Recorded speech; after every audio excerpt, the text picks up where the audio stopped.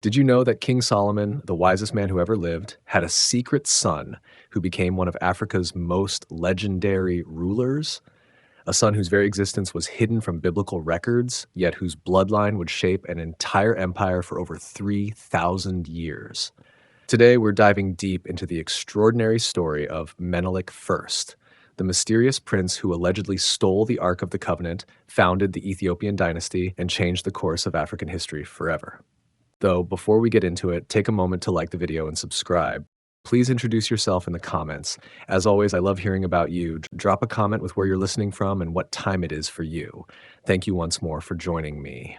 Now, let's dive into it. In the 10th century, before the Common Era, a woman ruled a kingdom that stretched across lands we might recognize today as Yemen and parts of the Horn of Africa. Her name has echoed through 3,000 years of history. The biblical text calls her the Queen of Sheba. Ethiopian tradition knows her as Makeda. Arabian sources preserve her as Bilqis. The Book of Kings tells us she heard reports of Solomon's fame. These were not idle rumors carried by wandering merchants. According to 1 Kings chapter 10, the queen heard specifically about Solomon's relationship with the Lord. This detail matters. She came not merely to witness wealth or architecture, she came to test wisdom itself. Her own kingdom flourished with frankincense and myrrh, precious commodities that made Sheba wealthy beyond measure. Ancient trade routes connected her realm to Jerusalem, creating economic ties that predated her famous journey. Archaeological evidence from sites in modern Yemen confirms sophisticated Sabaean civilization during this period, with inscriptions praising their queens and documenting extensive trade networks. The decision to travel represented enormous investment. The journey from Sheba to Jerusalem covered roughly 1,500 miles through desert terrain. Her caravan would have required months of preparation. 1 Kings describes her arrival with camels bearing spices, gold in great abundance, and precious stones. The Hebrew text uses the word very twice in describing the quantity of spices, emphasizing their unprecedented volume. Ethiopian tradition, preserved in the Kebra Nagast, compiled in the 14th century, adds layers to her character. According to this text, Makeda ruled with justice and wisdom, surrounding herself with advisors and maintaining a prosperous realm. The tradition describes her as beautiful and intelligent, governing her people with fairness that earned their devotion. What drove her north to Jerusalem? The biblical account states she came to test him with hard questions. The Hebrew word for hard questions carries connotations of riddles, puzzles, and profound philosophical challenges. This was no diplomatic courtesy visit. She intended to measure Solomon's renowned wisdom against her own understanding. Ancient Near Eastern cultures valued wisdom literature highly. Proverbs, riddles, and philosophical discourse marked educated rulers. The queen's willingness to undertake such an arduous journey suggests confidence in her own intellectual capabilities. She would not travel months through harsh terrain merely to confirm what messengers could report. The timing of her visit coincides with Solomon's reign at its zenith. He had completed the temple in Jerusalem, established trade agreements throughout the region, and accumulated wealth that made his kingdom a regional power. His reputation spread through diplomatic channels and merchant networks that connected the ancient world. Consider the political dimensions. A queen traveling alone to visit a foreign king represented extraordinary circumstances. Royal women typically stayed within their realms, sending envoys instead. Her personal presence signaled the importance she placed on this encounter. It also demonstrated her authority. She needed no husband or male guardian to legitimize her journey. The caravan itself would have been magnificent. Beyond the goods described in Scripture, she would have brought attendants, guards, advisors, and servants necessary for royal travel. The procession through desert routes would have announced her approach long before she reached Jerusalem's gates. Trade considerations likely influenced her decision. Solomon controlled key routes between Africa, Asia, and the Mediterranean. Establishing direct relations could benefit both kingdoms economically.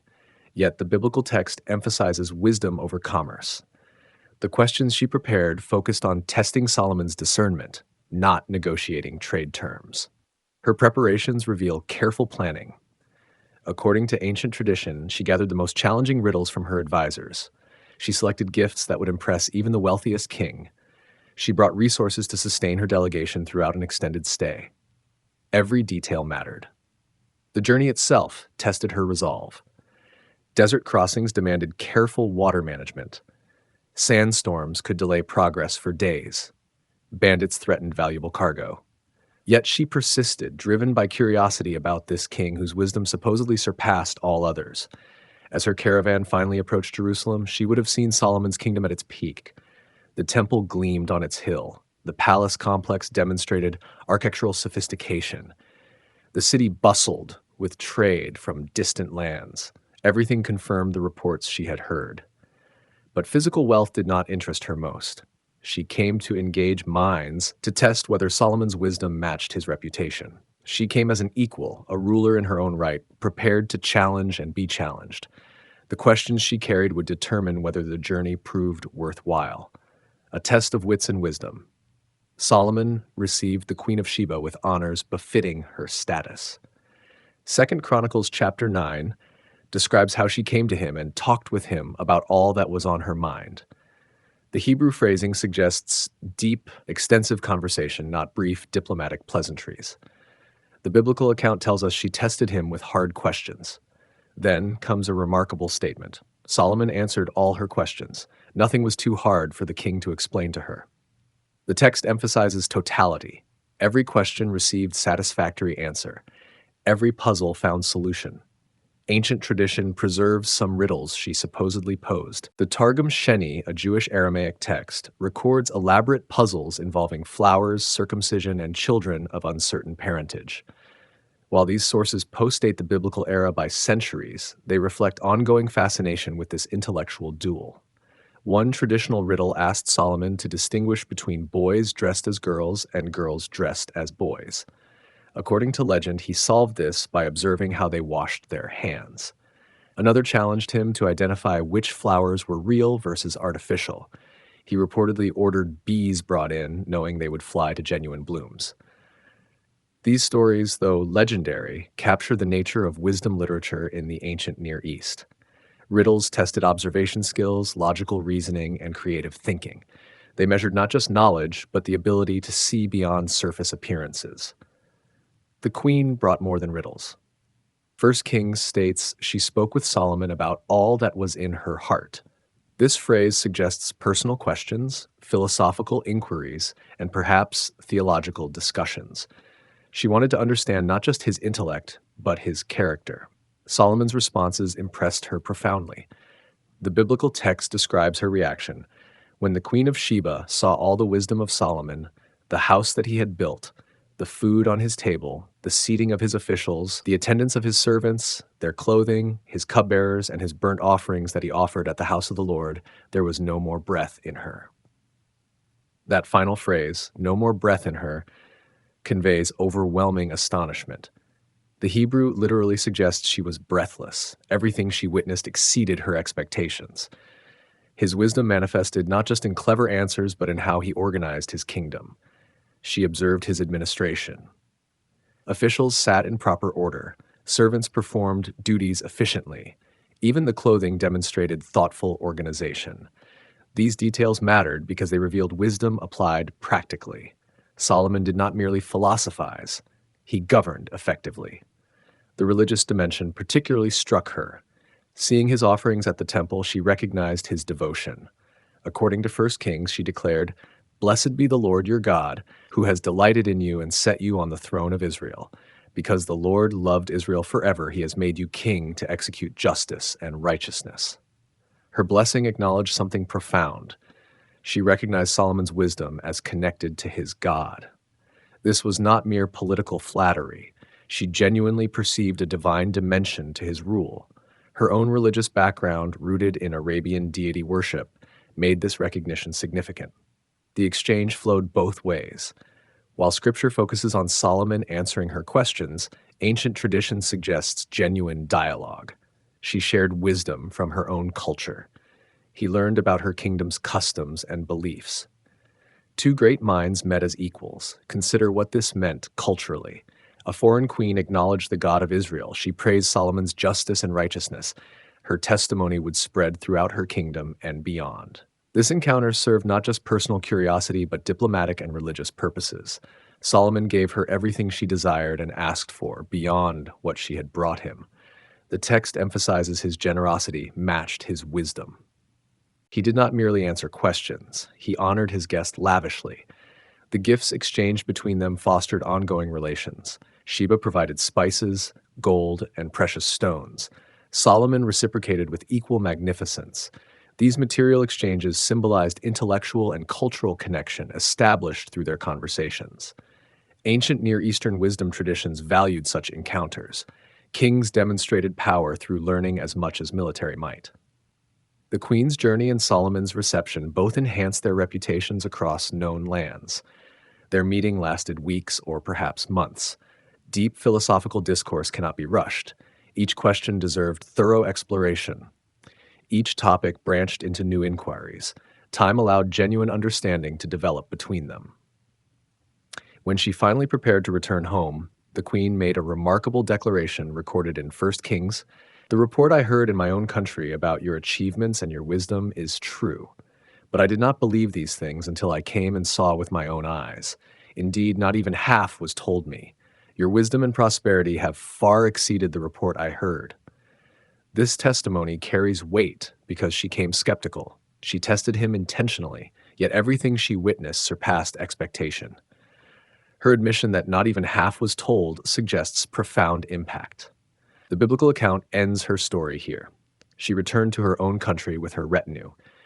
Scripture records no further details about her departure or what happened afterward, but Ethiopian tradition tells a different story. According to the Kebra Nagast, something significant occurred during her extended stay in Jerusalem, something that would change not just her life, but the course of nations. The formal biblical narrative remains silent. The legend, however, speaks, the pact and the prophecy. The biblical text closes the Queen of Sheba's story with her departure. She returned to her land, taking with her gifts and memories of Solomon's wisdom. Scripture offers no hint of anything beyond diplomatic exchange and intellectual discourse. Ethiopian tradition, preserved in the Kebra Nagast, tells a different tale. According to this 14th century text, the relationship between Solomon and Makeda developed beyond mutual respect for wisdom. The tradition describes how their meeting evolved into something more intimate. The Kebra Nagast narrates that Solomon desired Makeda. He invited her to stay in his palace, hosting her with lavish hospitality. She accepted his generosity while maintaining her dignity as a visiting monarch. Their conversations deepened. Days turned into weeks. Solomon, according to Ethiopian tradition, then proposed a pact. He promised not to take anything from her by force if she promised not to take anything from his house by force. The agreement seemed straightforward. Both parties consented to mutual respect. The narrative then describes a feast Solomon prepared. He ensured all foods served were heavily spiced and salted. The meal, though delicious, created intense thirst. Makeda ate well, enjoying Solomon's hospitality. That evening, she retired to chambers near Solomon's quarters. The spiced food had its intended effect. Deep in the night, intense thirst woke her. She rose, seeking water. In her room, she found none. Solomon had arranged water to be available only in his chamber. When Makeda came seeking drink, he confronted her. She was taking something from his house, he argued, breaking their agreement. Water, though seemingly simple, belonged to him. Makeda protested this interpretation. Water seemed hardly comparable to gold or jewels, yet she had made a promise. According to the tradition, their pact thus dissolved, freeing Solomon from his vow. The night they spent together resulted from this elaborate arrangement. The Kebra Nagast portrays this as Solomon's calculated plan rather than spontaneous romance. Modern readers might find this troubling. Ancient texts, however, often present such stratagems without moral judgment. The tradition focuses on what followed rather than debating the ethics of what preceded. That night, Solomon experienced a dream. The tradition describes a brilliant sun descending from heaven, shining over Israel for a time. Then the sun moved, traveling south to illuminate Ethiopia with even greater brilliance. The dream troubled him. He interpreted this vision as prophetic. The light represented God's favor. Its movement from Israel to Ethiopia signified a transfer of divine blessing. Something significant would emerge from his union with Makeda, something that would affect both kingdoms profoundly. The following morning, Solomon shared his dream. According to the Kebra Nagast, he gave Makeda a ring before her departure. He instructed her that if she bore a son, she should send the boy to Jerusalem when he reached adulthood. The ring would serve as proof of the child's parentage. Makeda prepared to return home. She gathered her retinue, collected the gifts Solomon had given, and began the long journey south. Weeks into her travels, still far from her kingdom, she realized she was pregnant. The tradition emphasizes divine purpose in this conception. This was not merely a child born from human desire. The dream Solomon experienced suggested heavenly intention. The son to come would fulfill destiny beyond personal legacy. When Makeda finally reached her kingdom, months had passed since leaving Jerusalem. Her people welcomed their queen's return with celebration. She brought wealth, knowledge, and diplomatic connections. She also carried a secret known only to her closest attendants. Time revealed what privacy had hidden. The queen bore a son. Ethiopian tradition names him Menelik, though he was also called Ebna la Hakim, meaning son of the wise man. From birth, he carried two legacies, his mother's kingdom and his father's bloodline. The Kebra Nagast describes Menelik's infancy and childhood as blessed. He grew strong and intelligent. Even as a young boy, he demonstrated remarkable wisdom. People remarked how he resembled Solomon not just physically, but in temperament and insight. Makeda raised him as prince of her kingdom. She ensured his education included not just Ethiopian traditions, but knowledge of his father's land. She taught him about Jerusalem, about Solomon's wisdom, about the God of Israel. She prepared him for a destiny she could sense but not fully understand. The prophecy embedded in Solomon's dream began manifesting through this child's existence. Menelik represented a bridge between two worlds. His blood carried claims to two thrones. His future would reshape how both kingdoms understood divine favor. Years passed. Menelik grew from boy to young man. Questions arose in his mind. He knew his father's identity, but had never met him. He understood his unique heritage, but had never visited his father's land. The ring his mother kept became both symbol and summons. Ethiopian tradition presents these events as divinely orchestrated rather than mere human drama. The pact between Solomon and Makeda, the dream, the child's birth, all moved according to purpose larger than personal choice. This framing matters. It positions what follows as sacred history rather than family story. The stage was set. A young prince in Ethiopia carried Solomon's blood. A promise made years earlier awaited fulfillment. A ring kept safe by his mother would soon unlock doors in Jerusalem. The story of wisdom and diplomacy was about to become something far more complex. The birth of a son, Menelik first. The child born to Makeda carried names reflecting his destiny. Ethiopian sources call him Menelik, a name some scholars connect to ancient Sabaean roots. Others knew him as Ebna la Hakim, son of the wise man, acknowledging his father directly. Both names proclaimed his extraordinary heritage. According to the Kebra Nagast, Menelik's early years revealed exceptional qualities. He learned quickly, grasping concepts that challenged older students. His memory retained teachings after single hearing. His questions demonstrated depth unusual for his age. Makeda watched her son's development with mixed emotions. Pride filled her heart as he mastered skills and knowledge. Yet she recognized traits inherited from Solomon. The way he reasoned through problems, his careful consideration before speaking, his natural authority when addressing others, all echoed the man she had met in Jerusalem. Ethiopian tradition emphasizes Menelik's physical resemblance to Solomon. People who had traveled to Jerusalem and seen the king remarked on the similarity. This became both blessing and burden. The prince stood out among his peers, marked by features foreign to local nobility. His education blended Ethiopian wisdom with knowledge of distant lands. Makeda ensured he learned about Jerusalem, about Solomon's kingdom, about the temple and its significance. She taught him Hebrew prayers alongside indigenous traditions. She prepared him for a future she sensed approaching. The Kebra Nagast describes young Menelik as curious about his heritage. He questioned his mother about his father. Why had Solomon not come to Ethiopia? Why had she never returned to Jerusalem? Could he visit the kingdom he had never seen? Makeda answered truthfully. She explained the distance. the differences between their lands, the complexities of royal duty. She showed him the ring Solomon had given her, explaining its significance. One day, she told him, he would journey north to meet his father, but the time had not yet come.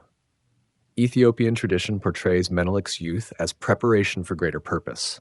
His unusual parentage meant he could not simply inherit his mother's throne without question.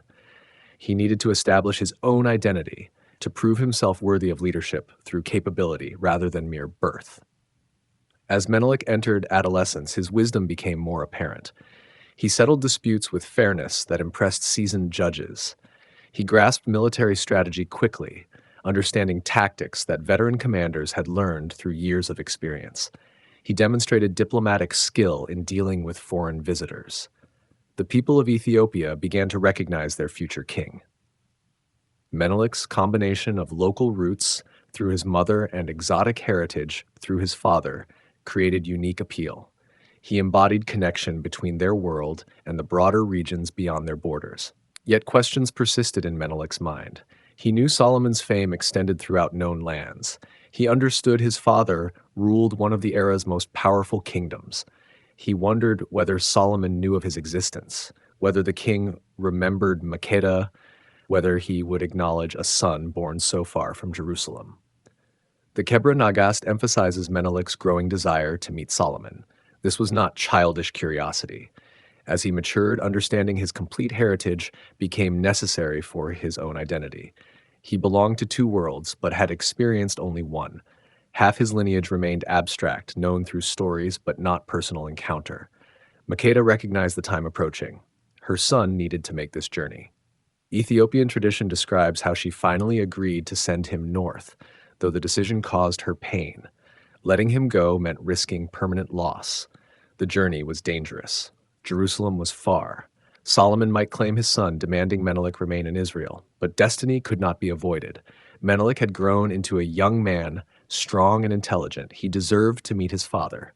He needed to see Jerusalem, to witness the wisdom that had so impressed his mother, to understand his full heritage.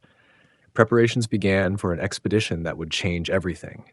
Menelik would travel not as common pilgrim, but as prince, son of two kingdoms. He would carry the ring that proved his identity. He would bring gifts appropriate for such an encounter. According to Ethiopian tradition, Makeda selected advisors and guards to accompany her son. She chose men she trusted absolutely, warriors and counselors who would protect Menelik and guide him wisely. She prepared letters of introduction, though the ring would speak more clearly than any written words. The night before his departure, the Kebra Nagast describes a farewell between mother and son. Makeda blessed Menelik, praying for his safe travels and successful meeting with Solomon. She reminded him of his responsibilities to his own kingdom. He was Ethiopian first, she emphasized. Jerusalem might be his father's realm, but Ethiopia was his home. Menelik listened respectfully. He promised to return. This journey would answer questions, satisfy curiosity, fulfill prophecy, but it would not replace his destiny in Ethiopia. He understood his place, his duty to the people who would one day call him king. As dawn broke, the expedition assembled. Camels and horses stood ready. Provisions filled packs. Guards checked weapons, advisors reviewed maps and planned routes. Everything was prepared for the months-long journey ahead. Menelik embraced his mother. Then he mounted his horse, signaled his companions, and turned northward. The caravan began moving, leaving the Ethiopian highlands, heading toward lands he knew only through stories. His journey to meet Solomon would prove more significant than anyone imagined. The young prince traveling north carried not just his own hopes, but the weight of prophetic dreams. What awaited him in Jerusalem would reshape history for both kingdoms and establish claims that would echo through millennia. The journey to Jerusalem. The caravan that departed Ethiopia carried not just a young prince, but the hopes of a kingdom. Menelik rode at the head of his delegation, surrounded by warriors, counselors, and servants appropriate for royal travel. The expedition represented both personal quest and diplomatic mission. The route northward followed ancient trade paths connecting the Horn of Africa to the Arabian Peninsula and beyond. According to Ethiopian tradition, the journey required months of careful progress through varied terrain. Desert crosses demanded water management. Mountain passes tested endurance. Bandits threatened travelers bold enough to display obvious wealth. The Kebra Nagas describes Menelik's conduct during this journey. He demonstrated leadership that impressed even seasoned warriors accompanying him. When challenges arose, he responded with calm wisdom rather than youthful impetuousness. His decisions reflected judgment beyond his years. Travel in the ancient world meant encountering diverse peoples and customs. The caravan passed through regions controlled by various tribes and rulers. Menelik observed different governance styles, listened to local wisdom, learned from every new experience. The journey itself became education. At trading posts and oases, travelers exchanged news. Word spread of an Ethiopian prince heading to Jerusalem to meet Solomon. The story intrigued people who remembered the Queen of Sheba's famous visit years earlier. Some connected the two events, speculating about relationships between the kingdoms. Months passed in steady progress. The caravan traversed the Arabian Peninsula, moving through territories that required both diplomatic skill and military readiness. Menelik's advisors negotiated passage through various domains. The prince himself met with local rulers, demonstrating courtesy that earned safe conduct. As they neared Jerusalem, the landscape changed. The desert gave way to more fertile regions. Villages appeared more frequently. Trade increased. The caravan entered lands under Solomon's influence, where his reputation preceded every other consideration. Ethiopian tradition describes Menelik's first glimpse of Jerusalem. The city crowned its hills with architecture that reflected Solomon's wealth and taste. The temple dominated the skyline, its significance apparent even from a distance. Everything confirmed stories Makeda had told her son throughout his youth. The caravan approached Jerusalem's gates during daylight hours. Guards observed the wealthy expedition with interest. Ethiopian visitors were uncommon. A royal delegation from such distant lands warranted immediate attention. Officers hurried to inform palace administrators of the arrival. According to the Kebra Nagast, Menelik sent word ahead of his identity and purpose. He wished audience with King Solomon. He brought greetings from Queen Makeda of Ethiopia. He carried proof of his heritage in the ring given to his mother years before. The message reached Solomon quickly. The king's response revealed immediate understanding. He sent officials to welcome the Ethiopian delegation with full honors. He ordered accommodations prepared befitting royal guests. He arranged for Menelik to be brought to the palace without delay. Ethiopian tradition emphasizes the significance of this moment. Menelik stood at his father's gates, having traveled months to reach this destination. Solomon awaited inside, about to meet the son conceived during Makeda's visit years earlier.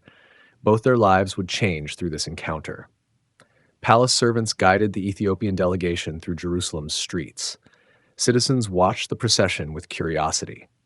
The prince at its head appeared striking, his bearing noble, his entourage impressive. Word spread quickly that the Queen of Sheba's son had arrived. Menelik observed everything during this approach to the palace. He noted the city's organization, the prosperity evident in markets, the respect citizens showed toward authority. He recognized the wisdom his mother had described, manifested not just in philosophy, but in practical governance. The palace complex exceeded expectations formed from stories. Solomon's house demonstrated architectural sophistication and artistic beauty. Gardens surrounded courtyards. Fountains provided water and cooling. Every detail reflected thoughtful design and substantial resources. Officials led Menelik to chambers where he could refresh himself after his long journey. They brought water for washing, clean robes, food, and drink. They treated him with honor, appropriate for royal status. Throughout these preparations, anticipation built toward the coming meeting. According to Ethiopian tradition, Solomon prepared carefully for this encounter. He understood the significance. This was his son, proof of his union with a remarkable woman, a young man who carried claims to two lineages. The meeting required careful handling. The Kebra Nagast describes how Solomon consulted advisors about protocol. How should he receive this son? What acknowledgement was appropriate? What implications would recognition carry for both kingdoms? These questions demanded consideration before the actual meeting occurred. Finally, preparations completed on both sides. Servants informed Menelik that Solomon would receive him. The young prince checked his appearance, touched the ring that proved his identity. offered a prayer for wisdom in the coming conversation. Then he followed guides deeper into the palace. Long corridors led to Solomon's receiving hall. Guards stood at attention. Officials and courtiers gathered, aware that something significant was unfolding. Anticipation filled the air. This meeting between father and son had been prophesied in Solomon's dream years earlier. Doors opened. Menelik entered the presence of King Solomon. Their eyes met across the chamber. Recognition happened instantly, according to tradition. Solomon saw his own features reflected in the young man's face. Menelik beheld the legendary wisdom personified in the figure before him. The moment hung suspended, pregnant with implications neither could fully grasp. Years of separation collapsed into present reality. The son conceived through elaborate pact now stood before the father who had dreamed of his coming. Prophecy and person finally converged. A father's welcome and a son's destiny. Solomon rose from his throne as Menelik entered the hall. Ethiopian tradition describes this moment with careful attention to emotional nuance. The king's recognition was immediate and absolute. This young man bore his features, his bearing, his eyes. No proof beyond sight was necessary. According to the Kibra Nagast, Solomon crossed the distance between them. He embraced Menelik, acknowledging him publicly before all assembled courtiers and officials. The gesture carried enormous significance. This was not private recognition, but official acceptance. Solomon proclaimed this Ethiopian prince as his son. Menelik presented the ring his mother had kept safe for years. Solomon examined it, then smiled. The ring confirmed what his eyes already knew. He ordered celebration prepared. His son, conceived during the Queen of Sheba's visit, had traveled months to reach Jerusalem. Such reunion deserved marking with appropriate joy. The days following this initial meeting allowed father and son to know each other. They spoke at length about Makeda, about Ethiopia, about Menelik's upbringing and education. Solomon questioned his son, testing his wisdom as Makeda had once tested him. Ethiopian tradition emphasizes Menelik's impressive performance in these exchanges. He answered his father's questions with insight that pleased Solomon greatly. The young prince demonstrated learning, judgment, and creative thinking worthy of his heritage. Solomon recognized not just physical resemblance, but intellectual kinship. Jerusalem's court buzzed with discussion about this development. A son of Solomon, raised in distant Ethiopia, now resided in the palace. What did this mean for succession? Would Solomon name him heir? Could a foreign-raised prince claim Israel's throne? According to the Kebra Nagast, Solomon considered exactly these questions. He observed Menelik carefully during his stay. He introduced him to Jerusalem's administration, showed him the temple, explained Israel's governance.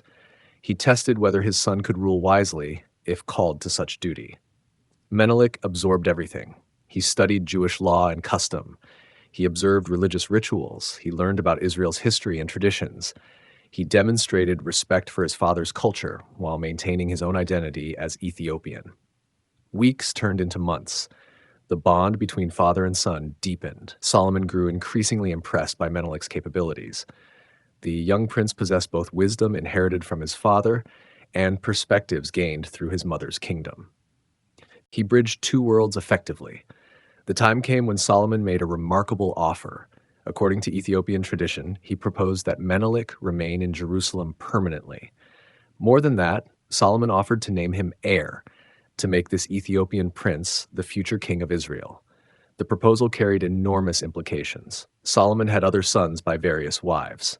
Naming Menelik as successor would disrupt expectations and create political complications. Yet Solomon apparently believed his firstborn by Makeda deserved such consideration. Menelik listened to his father's offer with respect. Then, according to the Kebra Nagast, he declined. His response revealed the wisdom Solomon had recognized. Menelik thanked his father for the honor, but explained his place was in Ethiopia. He owed duty to his mother's kingdom, he told Solomon. The people of Ethiopia expected him to return and eventually lead them. He could not abandon that responsibility, no matter how attractive the alternative. His destiny lay not in replacing his father, but in ruling his own realm. Ethiopian tradition presents this decision as evidence of Menelik's character. He refused power in a wealthier, more established kingdom to honor commitments to his own people. He chose duty over personal advantage. Such wisdom impressed Solomon even more than acceptance would have. But Solomon was not finished. If Menelik would not stay, the king proposed a different arrangement. Let the firstborn sons of Israel's priests and nobles return to Ethiopia with Menelik.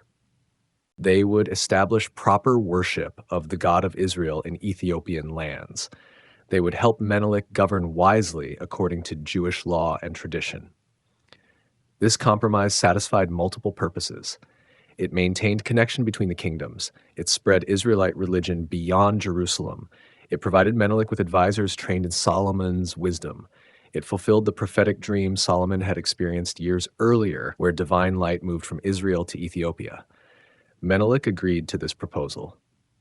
According to the Kebra Nagast, Solomon then selected the firstborn sons from leading families. These young men would accompany the Ethiopian prince, serving as priests, counselors, and teachers in his kingdom. They would transfer knowledge and religious practice from Jerusalem to distant lands. The selection process created controversy. Many families resisted sending their firstborn sons so far away. The young men themselves had mixed feelings about leaving Jerusalem permanently. Yet Solomon's command carried authority. Those selected had little choice but to comply. Among these chosen firstborn was Azariah, son of Zadok the high priest. His inclusion proved particularly significant for what would follow. As son of the temple's chief priest, Azariah possessed intimate knowledge of sacred rituals and objects. This knowledge would soon shape history in unexpected ways. Preparations began for Menelik's return journey. Solomon provided gifts appropriate for a beloved son: gold, silver, fine robes, and precious items. He prepared letters establishing formal alliance between Israel and Ethiopia. He blessed his son, praying for safe travels and wise rule. The Kebra Nagas describes an emotional farewell. Solomon embraced Menelik, expressing pride and love. He urged his son to rule justly, to worship the true God, to remember always his Hebrew heritage alongside his Ethiopian identity. Menelik received these blessings with gratitude. He promised to maintain connection with his father's kingdom. He assured Solomon that the God of Israel would be honored in Ethiopia. He accepted responsibility for the young men who would accompany him south. As preparations neared completion, neither father nor son imagined what the journey home would ultimately entail. Plans had been made, blessings given, arrangements finalized.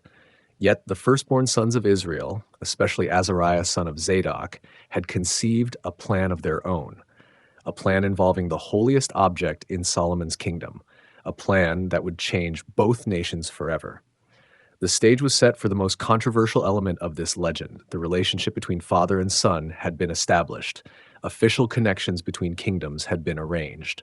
Now came the event that Ethiopian tradition celebrates as divine intervention, but that historians debate to this day: the taking of the Ark of the Covenant, the heist of the Ark. The Ark of the Covenant stood at the heart of Israelite religion. According to Exodus chapters 25 through 37, God himself had provided specifications for its construction during Moses' time. Pure gold covered acacia wood. Cherubim faced each other atop its mercy seat. Inside rested the stone tablets inscribed with commandments given at Mount Sinai. For centuries, the ark had accompanied Israel through wilderness and conquest. David brought it to Jerusalem with celebration. Solomon placed it in the temple's Holy of Holies, the most sacred space in Israel. Only the high priest could approach it, and only on Yom Kippur, the Day of Atonement. The Kebra Nagas describes the immense spiritual power attributed to the ark. Ethiopians called it tabot, viewing it as physical manifestation of God's presence on earth. Possessing the ark meant possessing God's favor. The object transcended mere religious artifact. It represented divine covenant itself. As Menelik prepared to depart Jerusalem, the firstborn sons who would accompany him gathered privately. According to Ethiopian tradition, they lamented leaving their homeland permanently. More specifically, they grieved leaving the ark. How could they establish proper worship in Ethiopia without this central symbol of their faith? Azariah, son of Zadok the high priest, possessed knowledge others lacked. He knew the temple's layout intimately. He understood guard rotations and security measures. Most significantly, he had access to the Holy of Holies, a privilege his father's position afforded. The young men developed a plan. They would take the ark with them to Ethiopia. Not steal it, they reasoned, but transfer it. If God truly intended his light to move from Israel to Ethiopia, as Solomon's dream had suggested, should not the ark move also? The Kebra Nagast presents their decision as divinely inspired rather than simple theft. The text emphasizes that they acted from religious devotion, not criminal intent. They believed they were fulfilling prophecy, not committing sacrilege. Azariah approached Menelik with the proposal. The Ethiopian prince's response, according to tradition, mixed hesitation with interest. Taking the ark would anger Solomon and violate his hospitality. Yet possessing such a sacred object would establish Ethiopia as truly blessed by the God of Israel. The firstborn sons pressed their argument. Solomon's dream had shown light moving from Israel to Ethiopia. Menelik's very existence proved divine purpose in connecting the kingdoms. Should not the holiest object accompany this transition? Would God not approve such transfer? Menelik finally agreed, though the Kibber Nagas suggests some reluctance. Once committed, however, he ensured the plan proceeded carefully. They would create a perfect replica to replace the original. They would execute the switch during a festival when many people crowded Jerusalem, providing cover through distraction. Craftsmen among the Ethiopian delegation worked secretly to construct the duplicate. They matched dimensions precisely. They covered wood with gold. They created cherubim identical to the originals. Every detail mattered. The replica had to deceive even trained priests, at least temporarily. According to Ethiopian tradition, they chose the Feast of Tabernacles for their action. Jerusalem filled with pilgrims. Celebrations occupied people's attention. Guards relaxed slightly amid the festive atmosphere. The conditions favored their plan. Azariah used his access as high priest's son to enter the temple. The Kebra Nagast describes how he and select companions approached the Holy of Holies at night. They carried the replica carefully, treating it with reverence despite knowing its true nature. Inside the sacred chamber, they beheld the actual ark. Even these young men, familiar with temple rituals, felt overwhelming awe in its presence. They paused, offering prayers before proceeding with their intended action. They lifted the ark carefully, mindful of stories about Uzzah, who died merely touching it to steady it during transport. They carried it from the Holy of Holies, moving with reverent caution. In its place, they positioned the replica, arranging the chamber exactly as they had found it. The switch completed, they wrapped the true ark in protective coverings.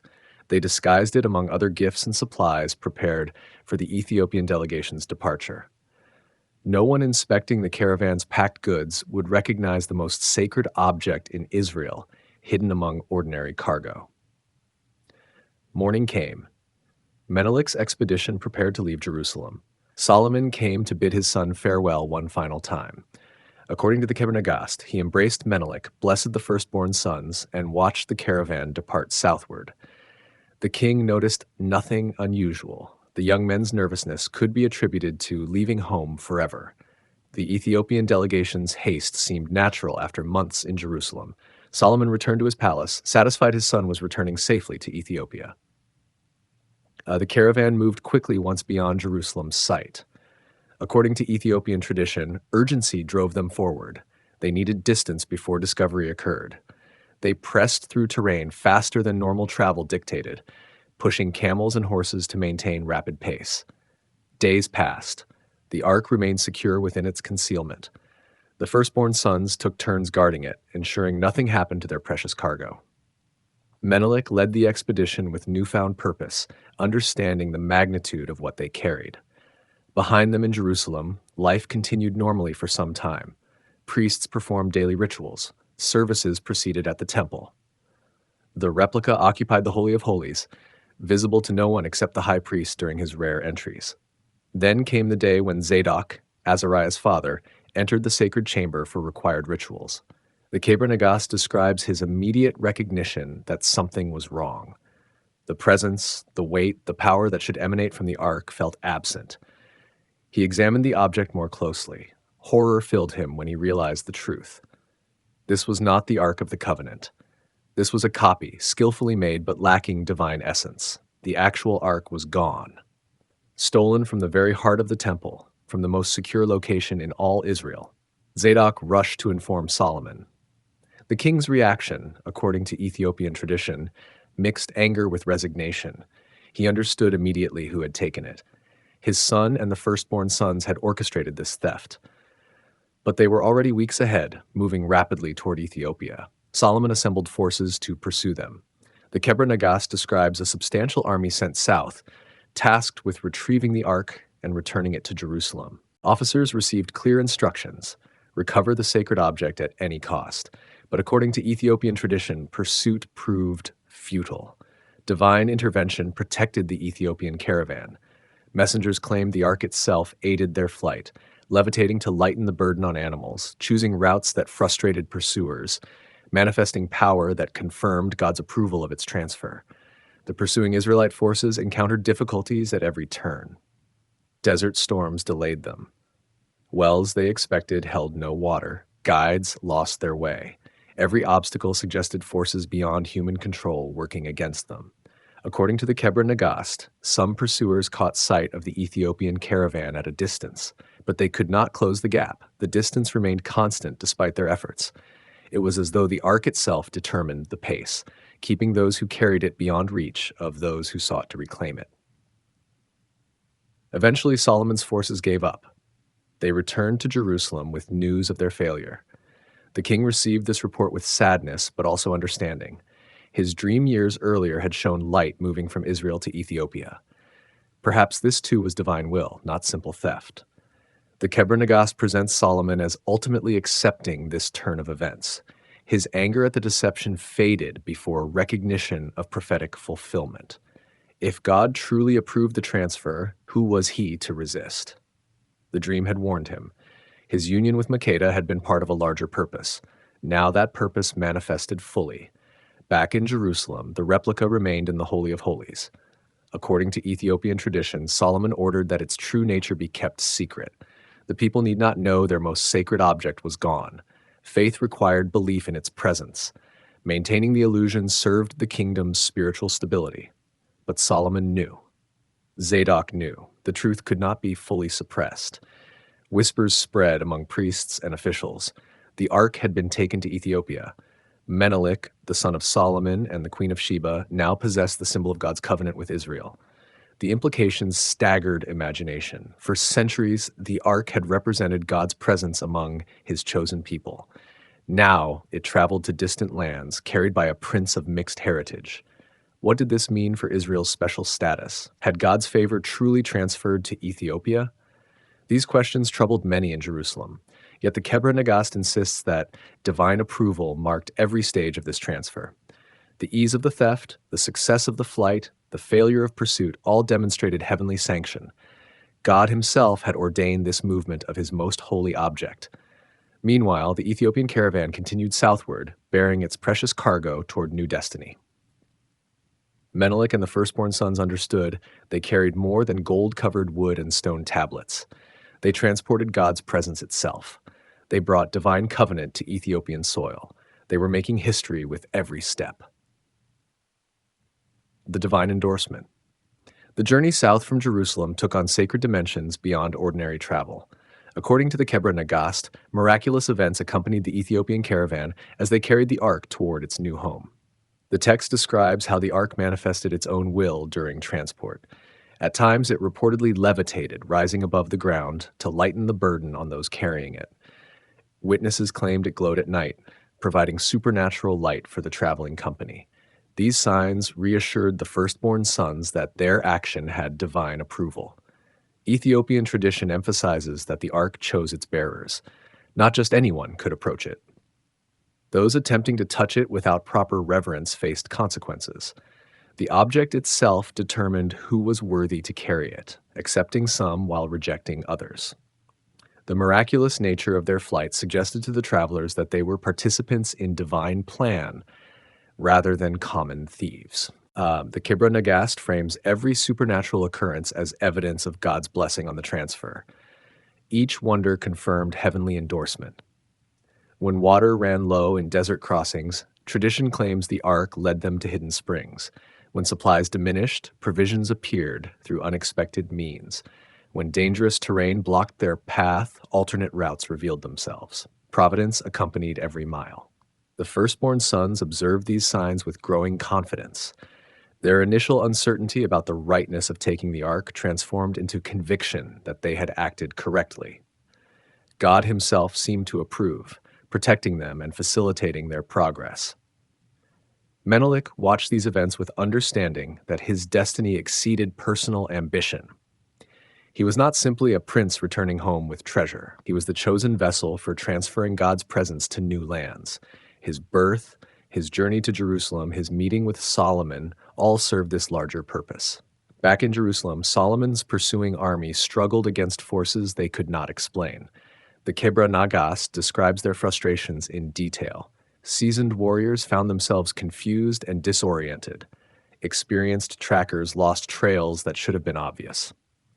The desert itself seemed to resist their mission. Some soldiers reported seeing the Ethiopian caravan in the distance, always ahead, always out of reach.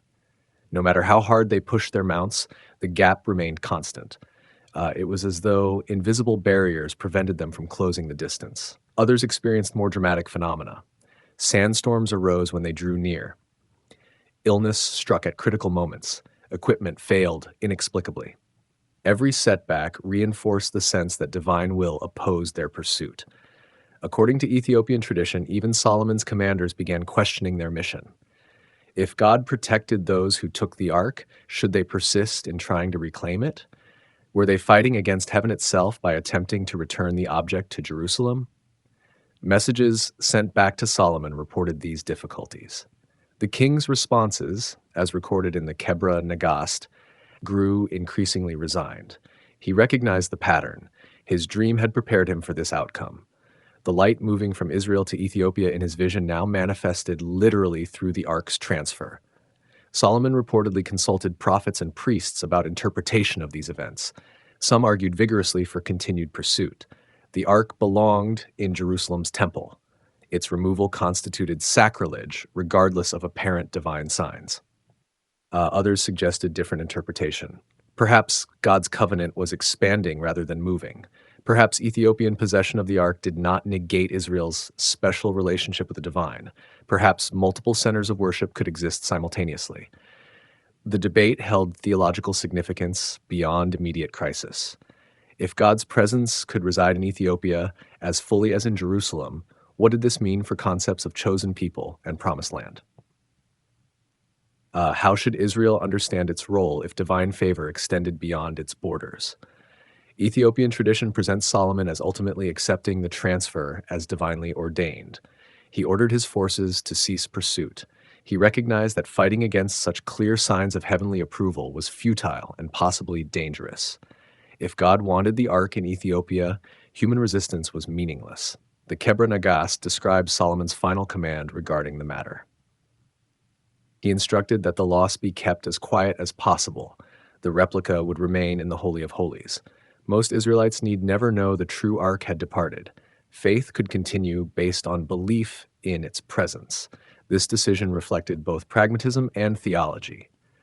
Practically, revealing the loss would create crisis of confidence. Theologically, if God's presence transcended physical objects, perhaps the replica could serve symbolic purposes as effectively as the original. Meanwhile, the Ethiopian caravan continued its blessed journey. Weeks became months. Terrain transitioned from desert to fertile regions. They entered lands where Makeda's authority held sway. They approached the borders of Ethiopia itself. According to tradition, news of their approach preceded them. Messengers rushed ahead to inform the queen that her son was returning. More than that, he brought with him something of enormous spiritual significance. The details remained vague in initial reports, but the sense of momentous arrival spread throughout the kingdom. Makeda prepared to welcome her son home. She had missed him during his long absence. She had worried about his safety. She had wondered whether Solomon would release him to return. Now he was nearly home, bearing gifts and accompanied by noble sons of Israel. But she did not yet know the full truth of what he carried. The Ark of the Covenant, the holiest object of the Hebrew people, traveled toward Ethiopian soil. Her kingdom was about to become the new keeper of God's covenant. The prophecy embedded in Solomon's dream was reaching fulfillment. The firstborn sons who had taken the ark felt vindicated by their successful journey. Every miracle, every sign, every instance of divine protection confirmed they had acted rightly. They had not stolen. They had obeyed heavenly will. God himself had orchestrated the transfer through their hands. As they entered Ethiopian territory, they began to understand the magnitude of what would follow. They were not simply returning to accompany a prince. They were establishing a new religious center. They were transferring sacred traditions from Jerusalem to Aksum. They were making Ethiopia itself a holy land. The Kebra Nagast presents this entire sequence as predestined. From Solomon's union with Makeda, through Menelik's birth and journey, to the ark's transfer and miraculous flight, each element served larger divine purpose. Human choices mattered, but they occurred within framework of heavenly plan. Ethiopian tradition celebrates this transfer as supreme validation of the kingdom's spiritual significance. God chose Ethiopia to receive his covenant. The ark's presence would make Aksum as sacred as Jerusalem. The nation itself became heir to promises given originally to Israel. This theological claim formed the foundation for Ethiopia's self-understanding for centuries to come. The kingdom saw itself not as peripheral to biblical history, but central to it.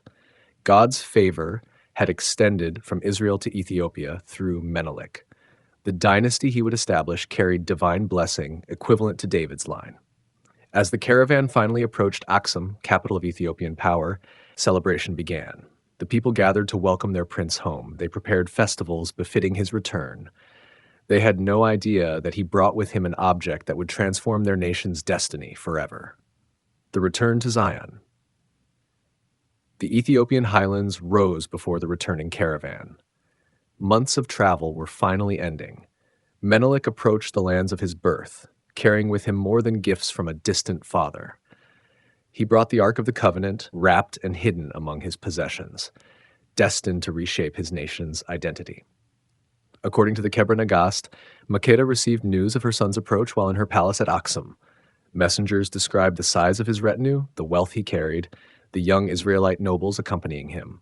She prepared a welcome befitting her son and future king. The city of Aksum itself readied for celebration. Citizens cleaned streets and decorated buildings. Musicians prepared songs of welcome. Priests organized religious ceremonies to mark the prince's return. The entire kingdom sensed the significance of this homecoming. Menelik sent word ahead to his mother about what he truly carried. Ethiopian tradition describes Makeda's reaction as mixture of awe and concern.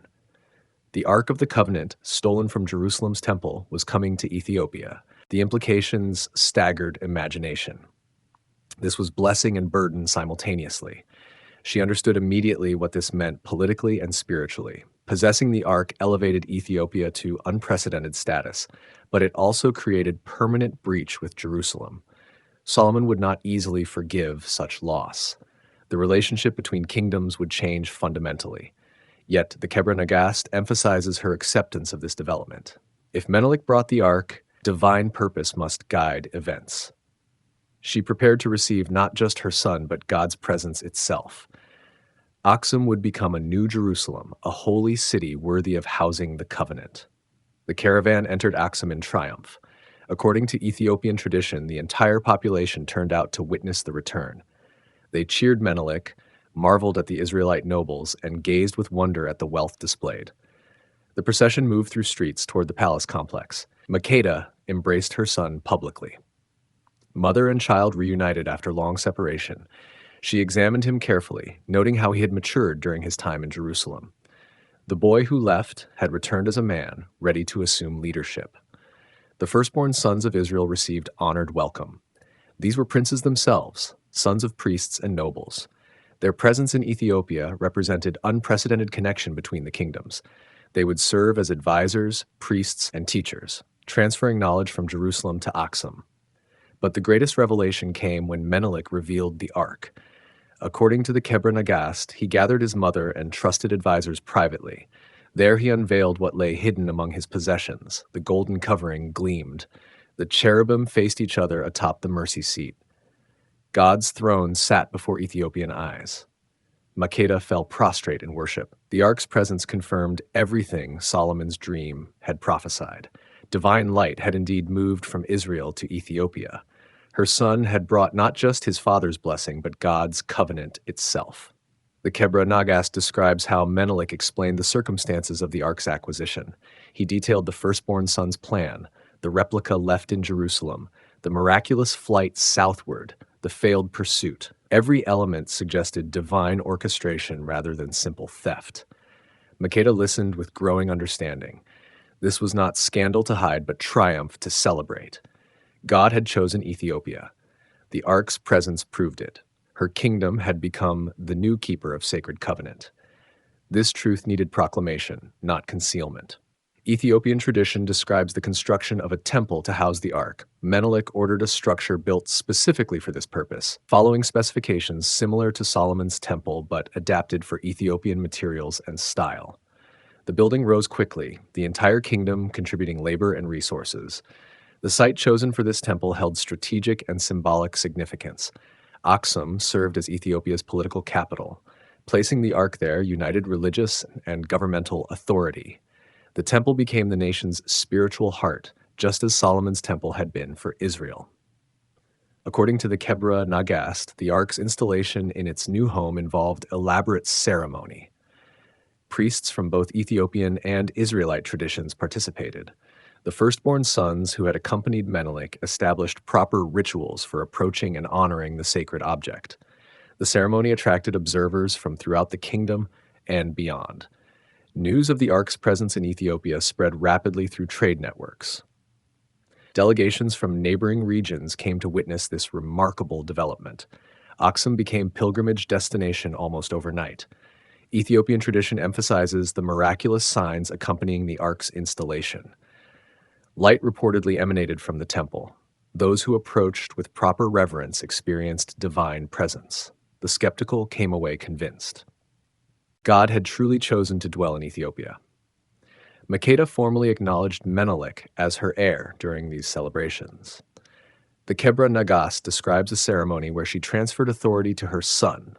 He would rule jointly with her initially, then assume full kingship upon her death. The succession was established publicly and officially, but more than political succession occurred. Menelik's coronation as co-regent included religious dimensions. He became not just political ruler, but spiritual leader. He was guardian of the ark, keeper of the covenant, intermediary between his people and the divine. The firstborn sons who had come from Jerusalem established themselves as a new priestly class. They trained Ethiopian priests in proper ark rituals. They taught Hebrew prayers and Jewish law. They created systems blending Israelite tradition with indigenous Ethiopian practices. This fusion of cultures marked Ethiopian Christianity's unique character from the beginning. The Kebra Nagast presents this not as corruption of pure traditions, but as divinely intended synthesis. God chose Ethiopia to receive the covenant precisely because the nation could honor it while maintaining its own identity. Aksum flourished under this new dispensation. The city attracted scholars, traders, and pilgrims. Its reputation spread throughout the known world. Ethiopian merchants traveled bearing stories of their kingdom's divine favor. The ark's presence elevated the nation's status dramatically. According to tradition, Makeda lived long enough to see these developments firmly established. She witnessed her kingdom's transformation from regional power to spiritual center. She saw her son govern wisely, guided by the wisdom inherited from both his parents and blessed by divine presence. When she finally passed, the Kebra Nagas describes elaborate mourning followed by joyful coronation. Menelik became sole ruler of Ethiopia. His reign marked the beginning of a dynasty that would claim unbroken succession from Solomon himself, validated by possession of the covenant's most sacred symbol. The new king established laws blending Ethiopian tradition with principles learned in Jerusalem. He created administrative systems reflecting Solomon's wisdom applied to African context. He built alliances with neighboring kingdoms using his unique heritage as diplomatic advantage. Most significantly, he established Ethiopia's identity as a chosen nation. The ark's presence meant God had extended covenant beyond Israel. Ethiopian Christians saw themselves as equally blessed, equally obligated to divine law, equally heir to biblical promises. This understanding shaped Ethiopian culture for centuries. The nation developed fierce independence rooted in spiritual confidence. When other African regions fell to foreign conquest, Ethiopia maintained sovereignty. Its people attributed this resilience to divine protection stemming from the ark's presence. The Kebra Nagas presents Menelik's reign as golden age. Justice prevailed, prosperity increased, neighbors respected Ethiopian power, all because God dwelt among them through the ark. The covenant made with Abraham, renewed with Moses, had now been extended to include African peoples through Solomon's son. Though the Solomonic line would face one major interruption during the Zagwe dynasty's rule from the 12th to 13th centuries, the claim to descent from Solomon would be restored and maintained with remarkable consistency thereafter. The founding of a dynasty, Menelik's coronation as sole ruler of Ethiopia marked the beginning of something unprecedented in African history. According to the Kebra Nagast, his reign established a dynasty claiming direct descent from King Solomon, and through him from King David. This lineage carried both political and theological weight that would shape Ethiopian monarchy for centuries to come, despite one significant interruption. The Solomonic dynasty, as it became known, based its legitimacy on multiple foundations. First, Menelik's biological connection to Solomon through his mother Makeda. Second, possession of the Ark of the Covenant, proving divine favor. Third, the blessing Solomon had given his son before departure from Jerusalem. Each element reinforced the others, creating powerful claim to rule. Ethiopian tradition describes how Menelik organized his kingdom using principles learned in Jerusalem combined with indigenous wisdom. He established a council of advisors drawn from both Ethiopian nobles and the Israelite firstborn who had accompanied him. This blended administration reflected the fusion of cultures that characterized his reign. The legal system Menelik created drew heavily from Mosaic law while accommodating Ethiopian customs. The Ten Commandments became foundational to national legislation. Sabbath observance was instituted. Dietary laws similar to Jewish kashrut were adopted, though adapted for local foods and traditions. Religious practice in Ethiopia developed unique characteristics during this period. The Kebra Nagast describes how the firstborn sons from Jerusalem trained local priests in proper worship of the God of Israel. They taught Hebrew prayers, explained sacrificial rituals, and transmitted theological concepts. Yet Ethiopian Christianity that emerged from this fusion maintained distinctive features. Saturday remained the Sabbath alongside Sunday. Circumcision continued as cultural practice. Certain Old Testament laws were observed more strictly than in other Christian traditions. These characteristics reflected the kingdom's claim to direct covenant relationship through the ark's presence. Menelik's reign also established Aksum as a great power in the ancient world. The city's strategic location on trade routes between Africa, Arabia, and the Mediterranean brought enormous wealth. Ethiopian merchants carried goods throughout the known world, spreading their kingdom's reputation as they traveled. According to the Kebra Nagast, Menelik had sons who inherited his wisdom and his claim to dual heritage. The dynasty passed from father to son, each ruler strengthening the connection to Solomon while developing Ethiopian identity. The bloodline became sacred, set apart from common ancestry by its royal origins. The concept of divine right took particular form in Ethiopia. Kings were not merely appointed by God, as in European tradition. They were descended from the man whom God had made wisest on earth. They carried Solomon's blood, David's lineage, and ultimately traced ancestry to Abraham himself. Their right to rule stemmed from biblical genealogy as much as from local legitimacy. This claim distinguished Ethiopia from surrounding kingdoms. While other African rulers derived authority from conquest, tradition, or popular support, Ethiopian emperors pointed to scripture. Their genealogy appeared in the same texts that Christians and Jews worldwide revered. This gave their claims international recognition impossible for other African dynasties. The Kebra Nagast became the official text documenting these claims.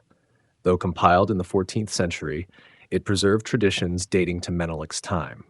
The text served multiple purposes: religious scripture, historical record, legal foundation, and political manifesto. It explained why Ethiopia deserved respect as a biblical nation. Subsequent rulers who claimed the Solomonic line maintained the patterns Menelik established. They protected the ark, honored the covenant, governed according to biblical principles, and preserved their asserted descent from Solomon. Each coronation reinforced these connections through elaborate ceremonies emphasizing continuity with the founder. Ethiopian Christianity developed theological concepts reflecting this heritage. The nation saw itself as the new Zion, the place where God now dwelt through the ark's presence. Aksum was the new Jerusalem, equally holy and perhaps more faithful than the original. Ethiopian Christians were the true chosen people, having received what Israel had lost. This theology sustained Ethiopia through centuries of challenge. When Islamic powers conquered much of Africa, Ethiopia remained Christian. When European colonizers carved up the continent, Ethiopia maintained independence. The nation's people attributed this survival to divine protection, to the Ark's blessing, to their claimed Solomonic heritage. The dynasty's claim to continuity proved remarkable. From Menelik in the 10th century before the Common Era through to the 20th century of the Common Era, rulers asserted descent from Solomon, though the line faced displacement by the Zagwe dynasty for approximately 130 years before its restoration in 1270. Despite this interruption, the dynasty's total span and its claim to ancient origins remained extraordinary in world history. According to Ethiopian tradition, each emperor in this line inherited not just political power, but sacred responsibility. They were guardians of the Ark, protectors of the covenant, defenders of the faith. Their role combined elements of king and high priest, making them intermediaries between heaven and earth. The Kebra Nagas describes strict protocols governing the dynasty. Succession passed through legitimate male heirs. Potential kings underwent training in wisdom literature, military leadership, and religious law. Coronation ceremonies invoked Solomon's blessing and renewed commitment to the covenant. Female succession was generally prohibited, though queen's consort wielded significant influence. This reflected both patriarchal cultural norms and the specifically paternal line of descent from Solomon. The dynasty traced through fathers, maintaining what they asserted was male succession from David through Solomon to Menelik, despite the historical interruption and restoration. The dynasty also maintained symbolic connections to Jerusalem despite the Ark's transfer. Ethiopian emperors saw themselves as rightful heirs to David's throne. Some claimed they would eventually restore proper worship in Jerusalem itself. This created complex theological relationship with Jewish people, whom Ethiopians respected as cousins in covenant. Trade and pilgrimage connected Ethiopia with the Middle East throughout these centuries. Ethiopian Christians visited Jerusalem regularly. Monks established communities in the Holy Land. The church maintained properties near sacred sites. These connections reinforced Ethiopia's claim to biblical heritage.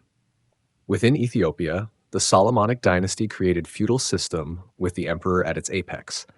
Regional rulers swore loyalty to the throne, acknowledging the sacred character of imperial authority. Rebellion against the emperor was not merely political crime, but religious offense, violation of divine order. The system proved remarkably stable despite periodic conflicts and succession disputes. The fundamental claim remained unchallenged. Only someone of Solomonic blood could legitimately rule Ethiopia. Usurpers might temporarily seize power, but they could not establish lasting dynasties without this sacred lineage. Ethiopian art and literature constantly reinforced these themes. Illuminated manuscripts depicted Solomon and Makeda, Menelik, and the Ark. Church paintings showed emperors in the line of David. Court poetry praised rulers' wisdom inherited from Solomon. Every cultural expression reinforced dynastic legitimacy. The economic impact of this system was substantial. The dynasty controlled vast wealth through land ownership and taxation.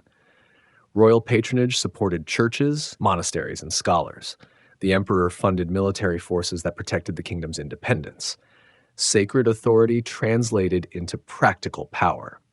By the time the Kebra Nagast reached its final form in the 14th century, rulers claiming the Solomonic line had governed Ethiopia for much of its history, with the recent restoration after the Zagwe period. The text codified traditions, standardized the narrative, and provided authoritative account of the dynasty's origins. It became Ethiopia's national epic and founding document. The Kebra Nagast, Ethiopia's national epic. The Kebra Nagast, meaning Glory of the Kings, stands as one of history's most influential texts. Compiled in the 14th century in the Ge'ez language, It codified centuries of oral tradition about Menelik, Solomon, and the ark's transfer to Ethiopia. The text shaped Ethiopian identity more profoundly than perhaps any other single work shaped any other nation. Historical context surrounding the Kebra Nagast compilation matters significantly. During the 13th and 14th centuries, the Solomonic dynasty had been temporarily displaced. The Zagwe dynasty, which did not claim Solomonic descent, had ruled Ethiopia for approximately 300 years. Then in 1270, Yakuno Amlak seized power, claiming restoration of the rightful Solomonic line. The Kebra Nagast emerged during this restoration period.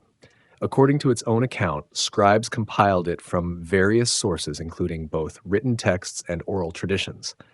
The compilation occurred at a monastery, with religious scholars working to document the dynasty's sacred origins. The timing was no coincidence. The restored Solomonic rulers needed textual authority for their claims. The work attributed its composition to Isaac the Ethiopian, who allegedly translated earlier Arabic sources into Ge'ez. These Arabic texts supposedly derived from even older Coptic manuscripts, which in turn came from Hebrew originals. This chain of transmission, whether historical or constructed, gave the text authority across multiple language communities. The Kebra Nagast weaves together multiple narrative threads. The Queen of Sheba's visit to Solomon, drawn from biblical sources, Menelik's birth and upbringing from Ethiopian tradition, the ark's transfer, unique to Ethiopian accounts, the establishment of the Solomonic dynasty from national history. Together, these elements create a comprehensive founding myth. The text's structure reflects sophisticated literary composition. It moves chronologically through events while incorporating theological commentary. It quotes biblical passages alongside Ethiopian traditions. It presents dialogue between characters while explaining spiritual significance. The result reads as both narrative history and religious scripture. Theologically, the Kebra Nagast makes bold claims. It argues that God's covenant transferred from Israel to Ethiopia. The text presents this not as replacement theology, where one group supplants another, but as expansion. God's favor extended beyond Israel to include Ethiopia equally. This theological position had enormous implications.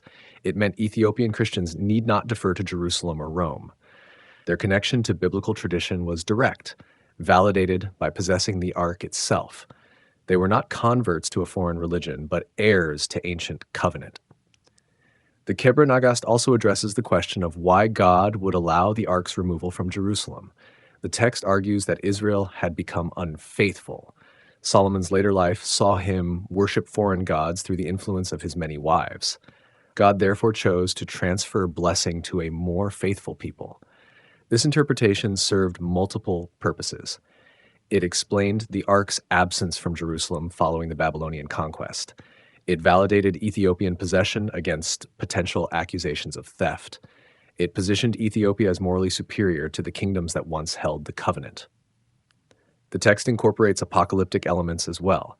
It prophesies that Ethiopia will play a crucial role in end times. The Ark's presence positions the nation centrally in God's final plans. This gave Ethiopian Christians confidence in their eternal significance. From its compilation onward, the Kebra Nagast functioned as Ethiopia's constitution. It established who could legitimately rule. It defined the nation's relationship with God. It explained Ethiopia's place in biblical history.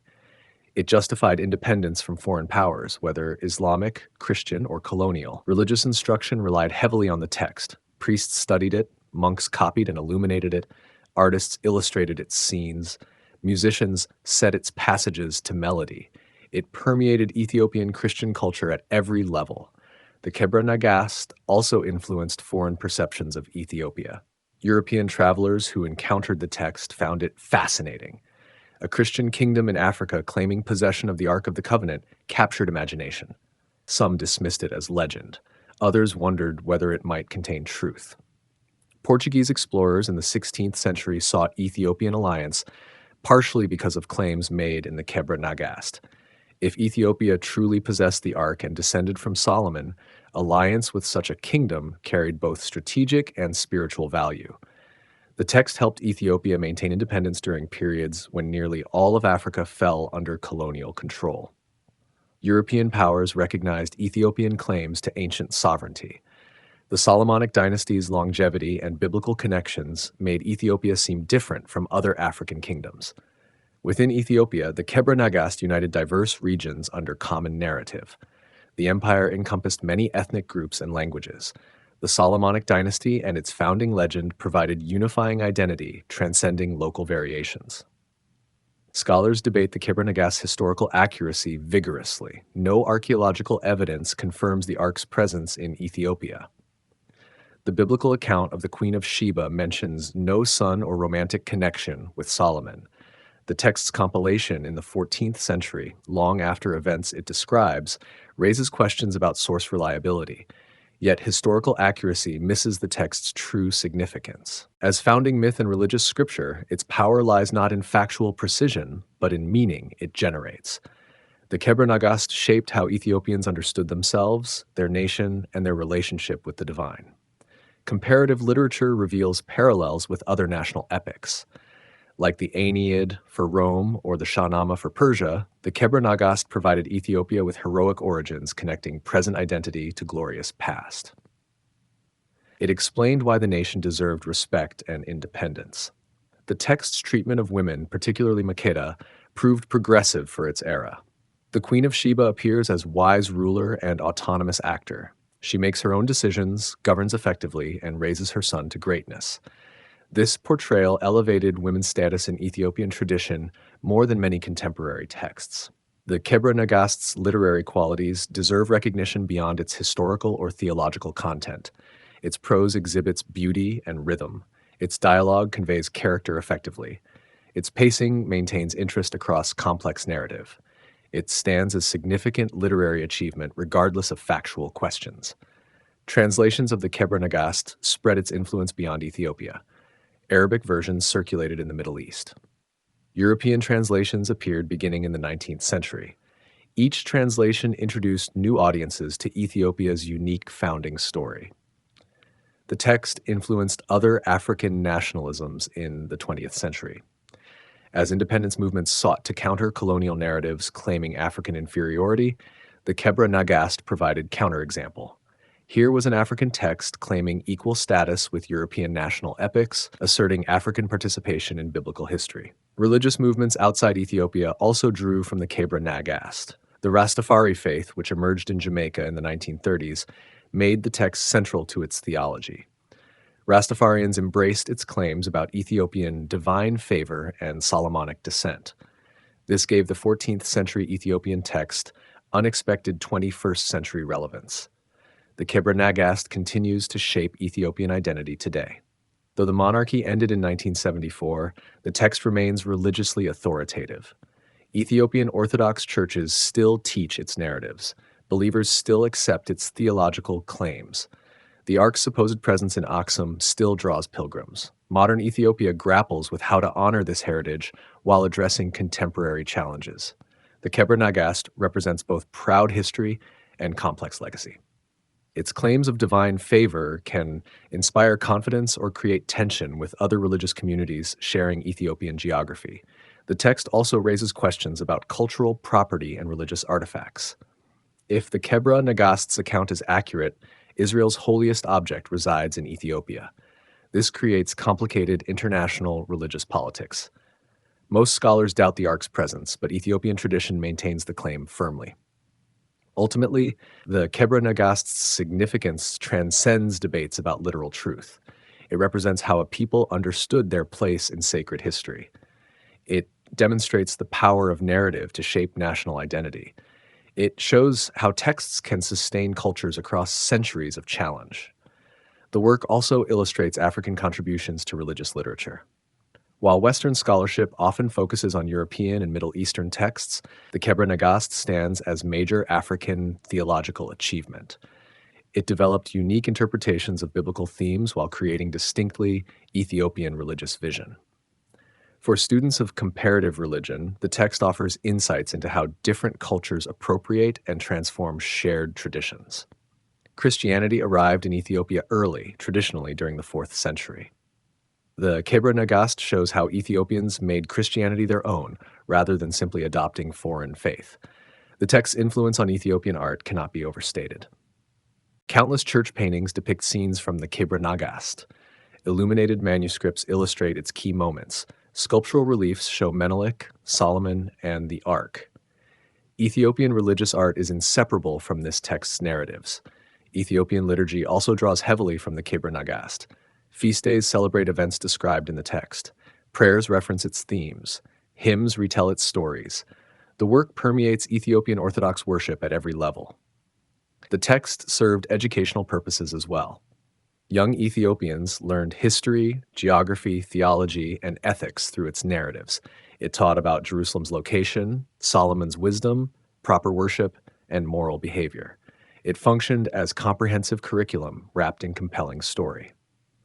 Modern critical scholarship examines the Kebra Nagast using tools of textual analysis, historical research, and comparative literature. These approaches reveal layers of composition, identify sources, and trace the text's development. Yet such analysis neither confirms nor definitively refutes its central claims. The absence of the Ark from Jerusalem after the Babylonian conquest in 586 BCE creates historical mystery. The Bible describes Nebuchadnezzar's forces looting the temple. The Ark is not mentioned among items taken or destroyed. Its fate remains unknown. This gap allows space for the Kebra Nagast's explanation. Ethiopian tradition maintains that the Ark resides in the Church of Our Lady Mary of Zion in Aksum. A guardian monk, appointed for life, protects it. No one else may see it. This practice makes verification impossible while preserving belief in its presence. Skeptics note that claims of possession without possibility of verification follow classic patterns of religious mystery. Believers counter that sacred objects require protection from profane gaze. The debate continues without resolution, as perhaps it must. What remains indisputable is the Kebra Nagast's impact on Ethiopian history. Whether its claims are literally true or symbolically meaningful, the text shaped a nation's self-understanding for 7 centuries. Few documents can claim such enduring influence. The work also bridges African and Middle Eastern cultures. It creates literary and theological connections between regions often studied separately.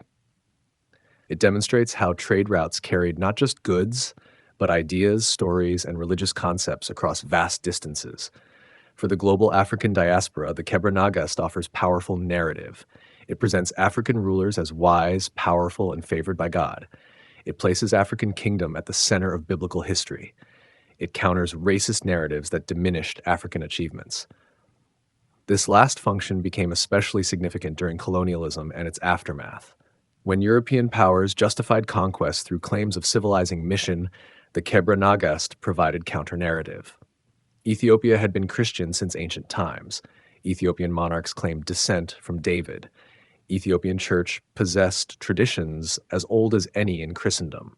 The text reminds us that Christianity is not originally European. The faith emerged in the Middle East, spread to Africa early, and developed unique expressions in different regions. Ethiopian Christianity, with the Kebra Nagast as its epic, represents one of these distinctive traditions. In an age of globalization, when local identities face pressure from homogenizing forces, the Kebra Nagast demonstrates the value of particular cultural expressions. It shows how universal traditions can be genuinely embraced while maintaining unique interpretations. The text also raises questions about authority and authenticity. Who decides which versions of religious stories are correct? If Ethiopian tradition differs from Jerusalem's account, which deserves primacy? The Kebra Nagast boldly claims equal authority with older sources, asserting Ethiopian interpretation's validity.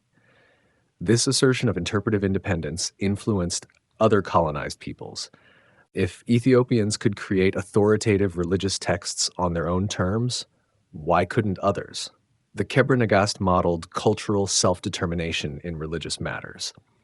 As we approach modern times, the Kebra Nagast's influence extends in unexpected directions.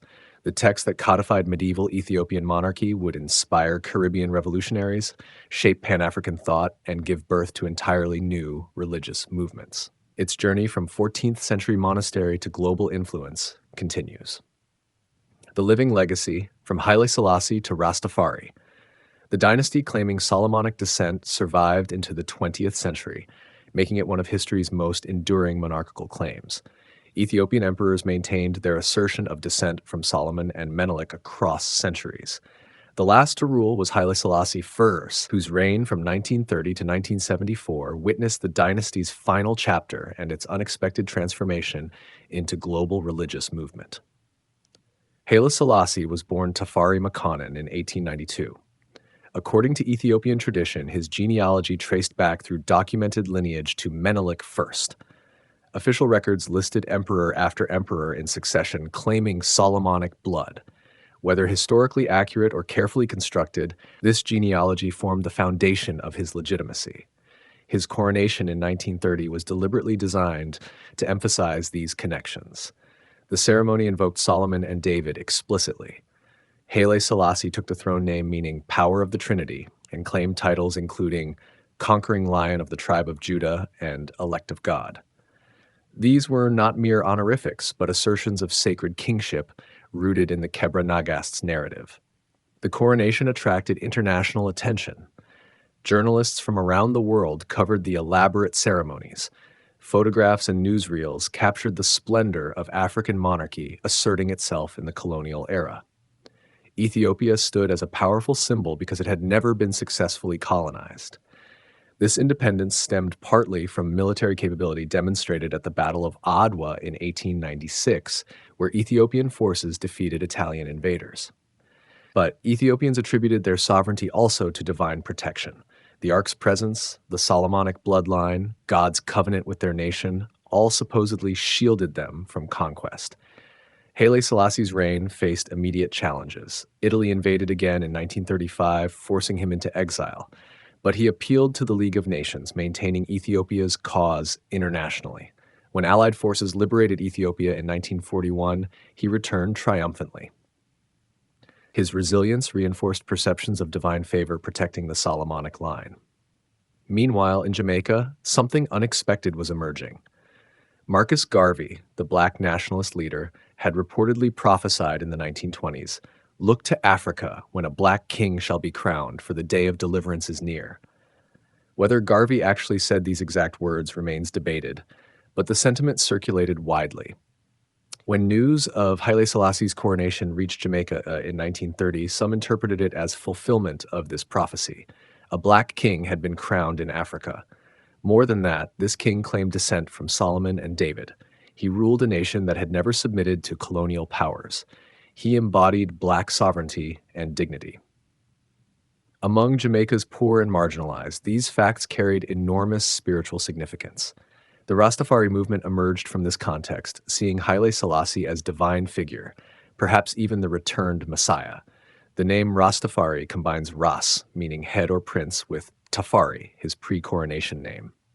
Early Rastafari drew heavily from the Kebra Nagast. The text's claims about Ethiopian divine favor resonated with people seeking liberation from colonial oppression and racist degradation. If Ethiopia was God's chosen nation, if black Africans were truly among the biblically blessed, then white supremacy was not merely unjust, but theologically false. The Kebra Nagast provided Rastafari with comprehensive mythology. The story of Solomon and Makeda, Menelik's birth, the Ark's transfer to Ethiopia, all became central to Rastafari belief. Ethiopia was not just a country, but Zion itself, the promised land to which the African diaspora would eventually return. Rastafari reinterpreted biblical passages through Ethiopian lens. References to Ethiopia in Scripture received special emphasis. Psalm 68:31, "Princes shall come out of Egypt, Ethiopia shall soon stretch out her hands unto God," became particularly significant. The movement saw itself fulfilling such prophecies. Haile Selassie himself responded ambiguously to Rastafari devotion. When he visited Jamaica in 1966, thousands greeted him as divine figure. He reportedly told Rastafari leaders he was merely a man, not God, yet he never explicitly rejected their veneration. His visit energized the movement significantly. Bob Marley's conversion to Rastafari in the 1960s proved crucial for the movement's global spread. Through reggae music, Rastafari concepts reached worldwide audiences. Songs referenced Ethiopian history, Solomonic descent, and African redemption. Marley's international fame made Rastafari visible globally. The movement's theology remained rooted in the Kebra Nagast's narratives. Rastafari saw themselves as continuing the story the text began. Just as the Ark moved from Israel to Ethiopia, Divine favor had extended further to include all African peoples globally. The diaspora would eventually return to Africa, fulfilling prophetic destiny. Rastafari also adopted Ethiopian symbolism extensively. The Lion of Judah became iconic. Ethiopia's flag colors of red, gold, and green were incorporated into Rastafari imagery. Ethiopian Orthodox Christian practices influenced Rastafari ritual. The movement became a bridge between Ethiopian tradition and Caribbean expression. The Ethiopian Orthodox Church maintained distance from Rastafari, viewing its deification of Haile Selassie as heretical. Yet connections persisted. Some Rastafari eventually joined Ethiopian Orthodox churches, seeking more formal connection to Ethiopian Christianity. Others maintained Rastafari identity while incorporating Orthodox practices. Haile Selassie's deposition in 1974 challenged Rastafari belief. A Marxist revolution overthrew the monarchy. The emperor was imprisoned and died in 1975 under suspicious circumstances. For a movement that had proclaimed him divine and immortal, these events required theological explanation. Some Rastafari refused to believe he had died, claiming he continued to live hidden. Others reinterpreted his significance, seeing him as prophet rather than deity. Still others maintained original beliefs, incorporating his death into more complex eschatology. The movement adapted while maintaining core commitments. The Solomonic dynasty's end marked the close of an extraordinary historical era. From the 10th century BCE through 1974 CE, Ethiopian rulers had claimed descent from Solomon, with one significant interruption during the Zagwe period before the line's restoration in 1270. Whether this lineage was factual or constructed, it had shaped Ethiopian identity and influenced global culture in unexpected ways. The dynasty's fall might have meant the end of the Kebra Nagast's practical influence. Instead, the text found new life through Rastafari and Pan-African movements. Scholars studied it with renewed interest. Artists drew inspiration from its narratives. The ancient text remained relevant in contemporary contexts. Modern Ethiopia grapples with this legacy. The Kebra Nagast represents both proud heritage and problematic past. The Solomonic dynasty brought stability but also reinforced rigid social hierarchies. Its claims to divine right justified absolute monarchy. Post-revolutionary Ethiopia must balance honoring tradition while building more democratic systems. The Ethiopian Orthodox Church continues to teach the Kebra Nagast's narratives. The Ark's supposed presence in Aksum still draws pilgrims. Annual festivals celebrate events described in the text. For millions of Ethiopian Christians, the story remains religiously authoritative, regardless of historical questions. Globally, the Kebra Nagast influences far beyond its origins. Academic conferences examine its theological claims. Artists incorporate its imagery. Musicians reference its themes. The text has become part of global cultural heritage, not merely Ethiopian national treasure. The story also raises ongoing questions about African contributions to world civilization. The Kebra Nagast challenges narratives that minimize African achievement. It demonstrates sophisticated literary and theological production in medieval Africa. It shows African peoples shaping, not just receiving, major religious traditions. For the African diaspora, particularly in the Americas, the Kebra Nagast and Rastafari provide powerful counter-narratives to histories of enslavement and oppression. They offer visions of Black sovereignty, divine favor for African peoples, and ultimate justice. Whether one accepts their literal claims, their psychological and spiritual impact cannot be denied. The movement from ancient Ethiopian legend to global religious phenomenon demonstrates how stories travel and transform. The Kebra Nagast began as national epic. It became constitutional document. It inspired resistance movement. It birthed new religion. Each transformation preserved core elements while adapting to new contexts. Haile Selassie's life spanned crucial historical transitions. Born in imperial Ethiopia, crowned in traditional splendor, exiled by fascist invasion, restored by Allied victory, finally deposed by revolution, his biography mirrors 20th century Africa's tumultuous journey. His claim to Solomonic descent connected him to ancient tradition, while his reign witnessed modernity's arrival. His involuntary role as Rastafari deity represents history's irony. He governed as modernizing monarch, introducing reforms and developing infrastructure. Yet his global influence came through religious movement that rejected modernity, seeking return to African roots and biblical simplicity. He became symbol of things he did not personally endorse. The Rastafari movement itself continues evolving. From Jamaican origins, it spread throughout the Caribbean to Africa, Europe, and beyond. Each region adapts core beliefs to local contexts. Yet, the Ethiopian connection remains central. The Kebra Nagast still provides foundational narrative. Today, tourists visit Aksum seeking the Ark. Rastafari pilgrims travel to Ethiopia as spiritual homeland.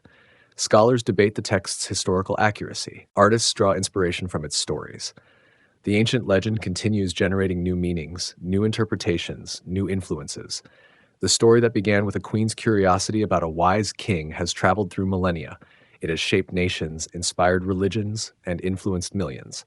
From Solomon's Jerusalem to Makeda's Ethiopia, from medieval monasteries to Caribbean dance halls, from ancient scrolls to reggae rhythms, the story persists.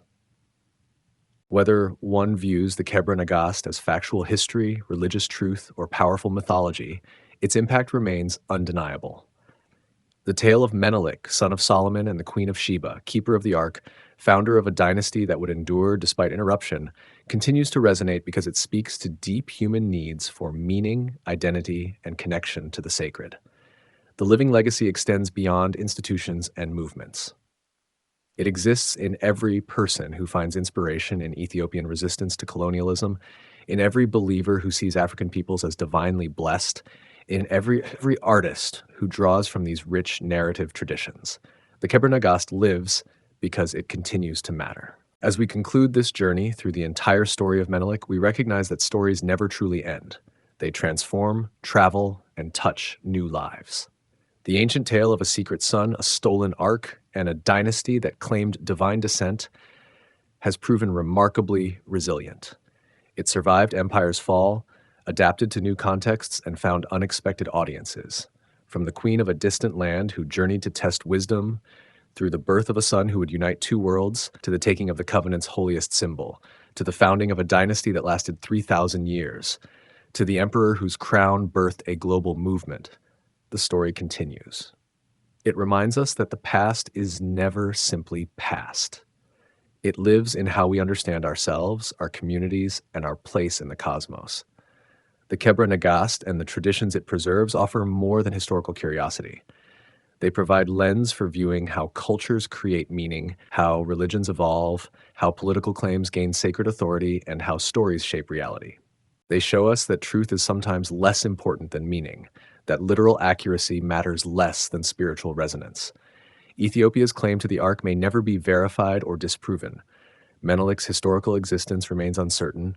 The Kebra Nagast's factual reliability will continue to be debated. But the impact of these narratives on millions of lives across centuries cannot be questioned.